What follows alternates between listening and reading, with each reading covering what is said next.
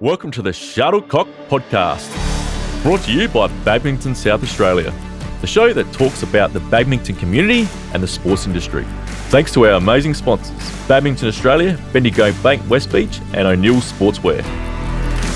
Hello everyone, welcome to another edition of the Shuttlecock podcast. I'm your host Callum Dunk.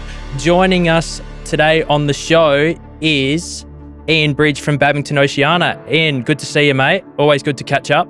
Great for having me on the show. Thank you. So, Ian, would you be able to provide us a bit of an insight into how you got involved with badminton and then how you specifically got involved with Para-Badminton?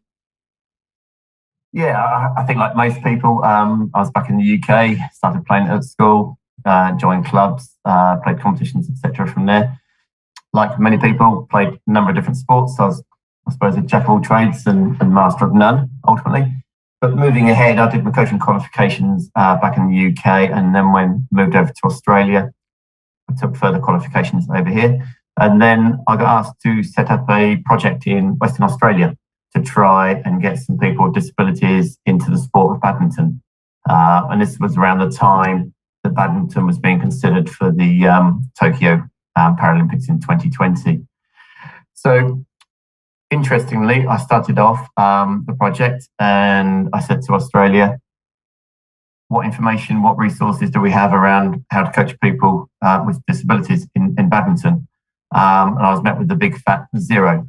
So that was interesting for me. And that certainly set my way in relation to how I suppose I coach in the sense of being creative and innovative.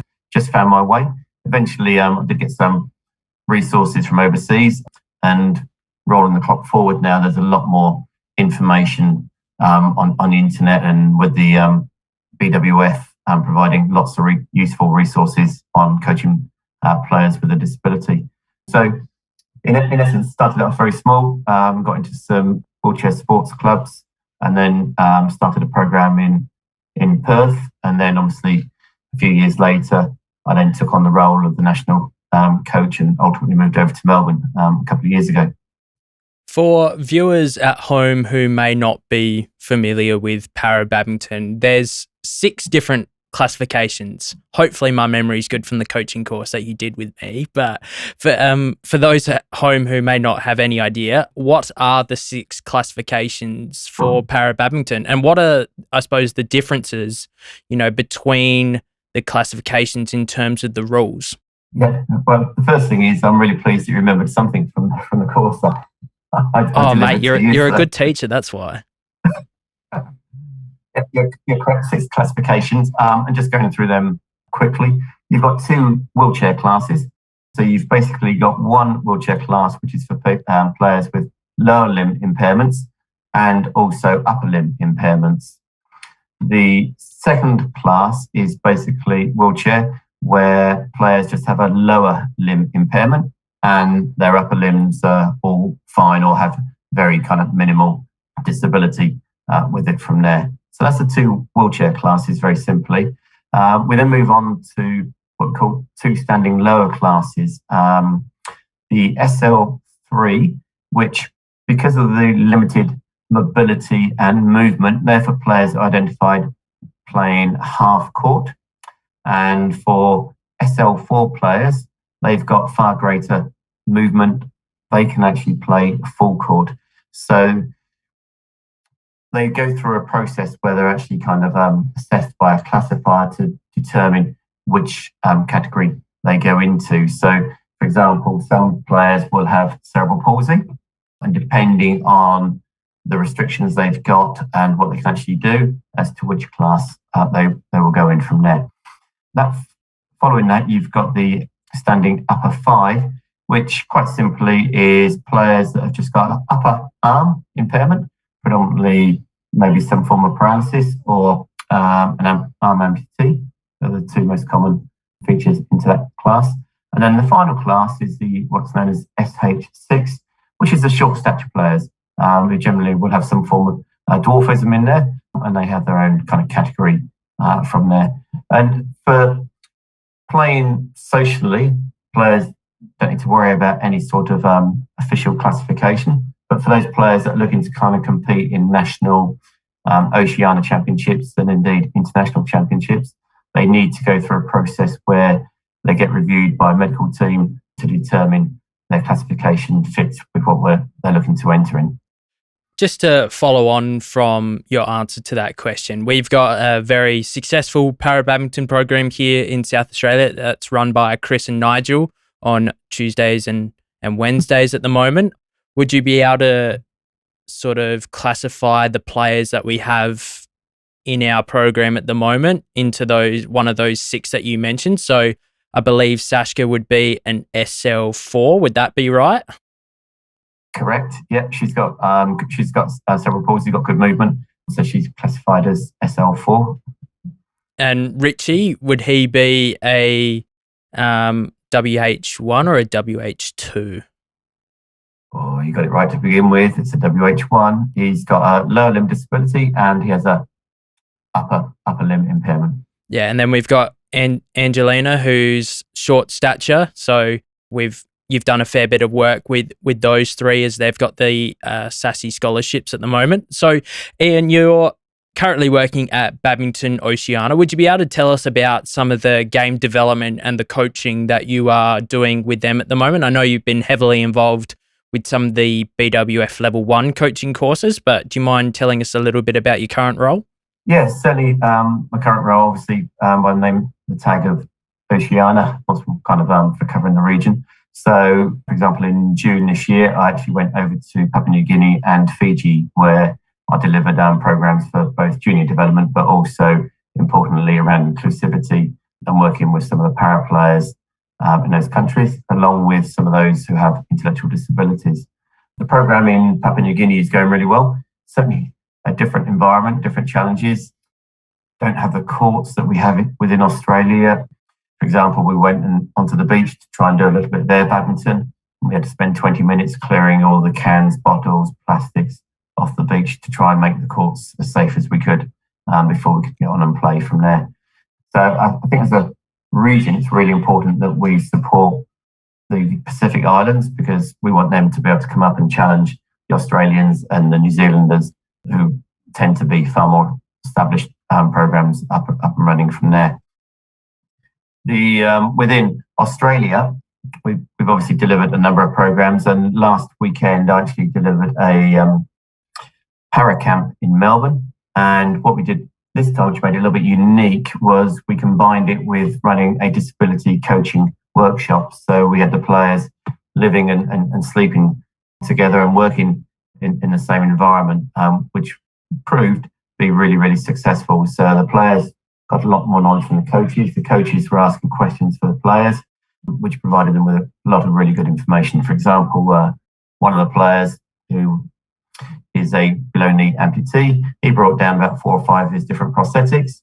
So he was quite happily able to explain and talk about the different challenges and different issues that players have, but also about his day-to-day life.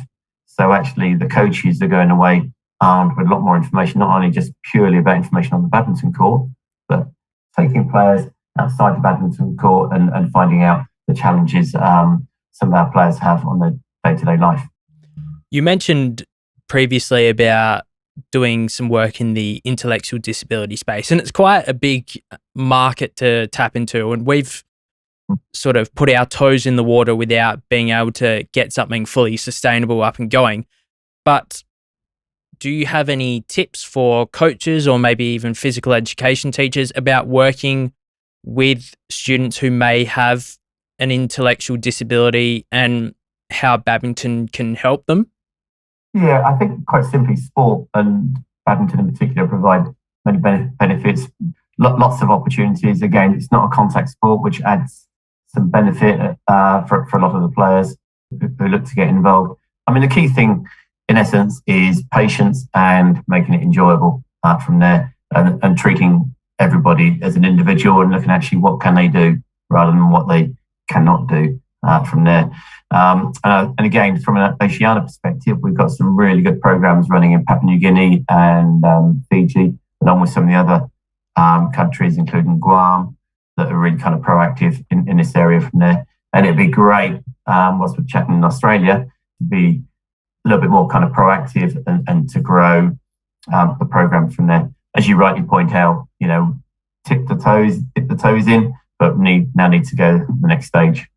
Yeah, we've been certainly looked to work with organisations such as Navita here in South Australia, but also Special Olympics as well, to try and get something that's, going to be a long-term, possibility for, because there are people who may have an intellectual disability, and sport is the highlight of their week. I remember when I coached disability footy a few years ago, all the guys who came out were just so stoked to be there. It didn't matter what happened, whether they had a bad day at work or, whether they're having the best day ever.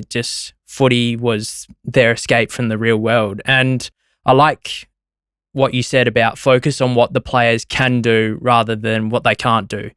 That's something that I tell all the coaches who go out to schools, to work with kids. Not everyone's going to be perfect in the way that they do it, but they might be able to do a couple of things, and then, just with some slight modifications and some tweaking, we can get them to that level that we sort of desire.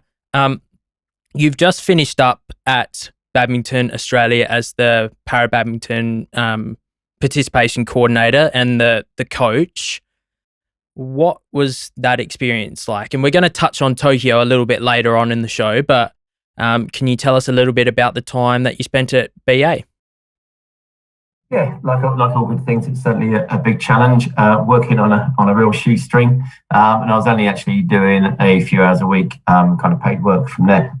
The great thing is all those involved in the world of kind of para, very much we've created a really friendly kind of culture, which we've worked on over the last 4 or 5 years, whether it be the players, whether it be the parents, whether it be coaches, whether it be other volunteers, officials, etc. From there's really a really good support network, and that was really shown at the camp we ran at the weekend, how supportive and encouraging everybody was at that event from there. So from a Australia perspective, one of the key challenges was actually how do we actually grow the sport. For a number of years, we only had programs really running in Victoria, Western Australia and South Australia.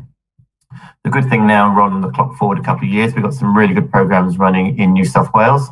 They actually had 3 players come to the camp last weekend, and they actually sent 4 players over to Dubai for the Para International back in May, which was fantastic. Tasmania, we've now got some players being really active, and one of those players came over for the camp at the weekend. And it's a case of kind of getting the message out into some of the other states and territories from there. The challenge, like all good things, is the ability to kind of grow the sport, and we need to get more players, but we need to have more drivers, we need to have more coaches, we need more administrators, etc. from there.